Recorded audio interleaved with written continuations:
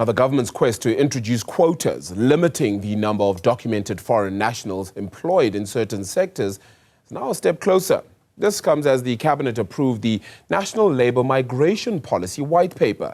Unions have welcomed the move, with Cosatu saying this will help with undocumented migrant labour into the country's economy. For reaction on the story, I'm joined by Professor Loren Landau, the Professor of Migration and Development then at the University of Oxford. Professor Landau, thank you so much for the time. Appreciate it. I want us to actually start at the beginning here. If we could explain this to myself and the viewers, just what exactly does this white policy paper actually put forward? What is it actually suggesting? I think it's a long document. It's 100 pages. And I think what it's trying to do is really think about migration as something connected to South Africa's economy, to South Africa's regional position, and to what it means for South Africa's sort of economic transformation. And yes, it puts limitations on certain people coming in. It also asks many departments to collaborate, to collect data, to think through its needs, and to try to think about migration as a development issue. And while we can debate the facts that they based it on, we can debate their reading of the economy, I think it does reflect an important shift away from the discussions we've been having, which tend to link migration to crime and to other issues. And here what we see what's really at the heart, which is migration is fundamentally about economics. Yeah, so how effective could this be then as well then? Because it's going to be about trying to get, certain sectors pushing forward and growing ultimately and trying to get more citizens involved in those sectors. How effective could this be, do you think? Well, I think it relies on a few presumptions which may not hold in when it comes to the actual nature of the South African economy. The one is that most of what it's suggesting needs to be regulated is already regulated. It's just not enforced.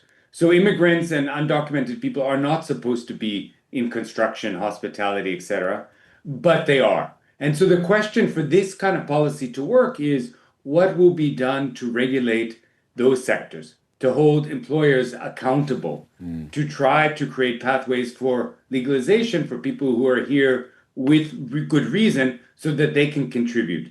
And I think the coordination that would be required for this is something that has often proved elusive to the South African government.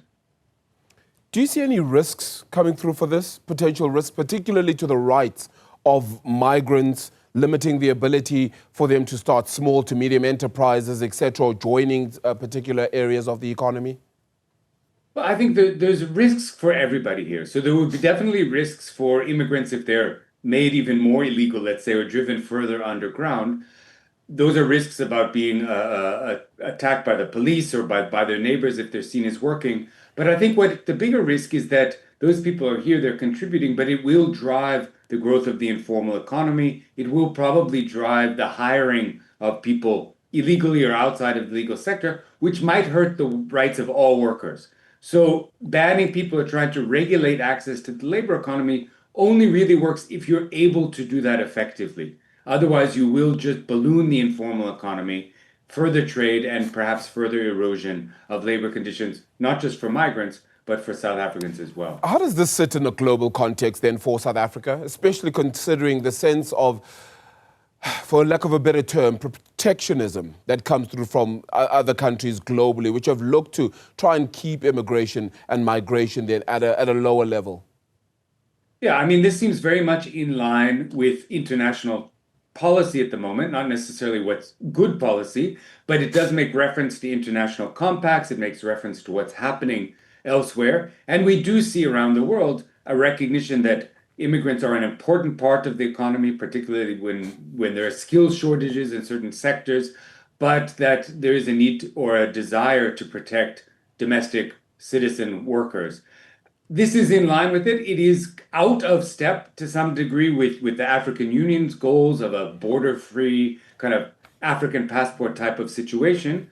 But I think it is an important nod to some of the politics in the country, which are anti-immigration, but also optimistically opens itself up to empirical analysis, calls for data, it calls for a kind of monitoring, and that may give us time to a way to adjust these policies going forward. Yeah, and I was going to ask about, whether our neighbors may look at this and frown upon it. But at the same time, one might say this limits the ability to grow for South Africa's economy in certain places.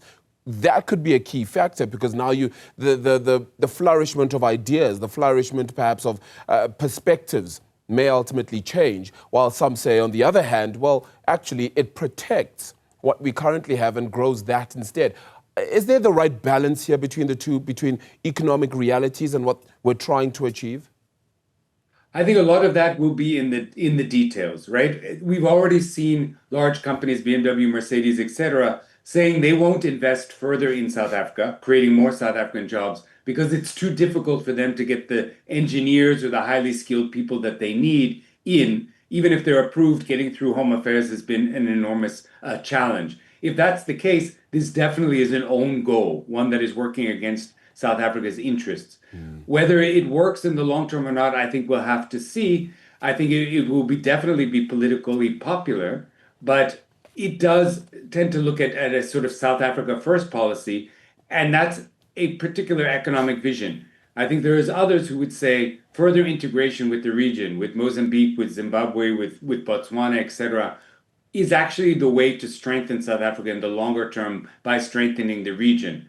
But I think those are different economic visions, and the truth and how it works out will be in the regulations and permitting processes. Yeah, just I suppose as a final question, the state of migration, and I think I ask you this as well every time I see you then on air as well, but are we about to get to a stage and a state where the world gets a lot more, shall we get it, tighter and a lot more aggravated at things like migration, immigration and the like? Are we moving in that direction? I think where we do see that globally, we also see that African migration will be Africa will be the leading source of migrants globally. We have a young population, we have a population looking for work, and it's going to continue to put enormous pressure on people to move, to try to find ways of building futures. The question is, how do we adjust to this pragmatically? And yes, so South Africa is taking a South African first policy. We'll see if that works. We'll see how long it can be sustained. But I think it is perhaps the politics of the day. Yeah, the politics of the day, considering the changes that you see in some of these policies as well. Professor, thank you so much. Really appreciate it. Professor Loren Landau, then the Professor of Migration and Development then at the University of Oxford, joining us to unpack just the National Labour Migration Policy White Paper, which has now been tabled.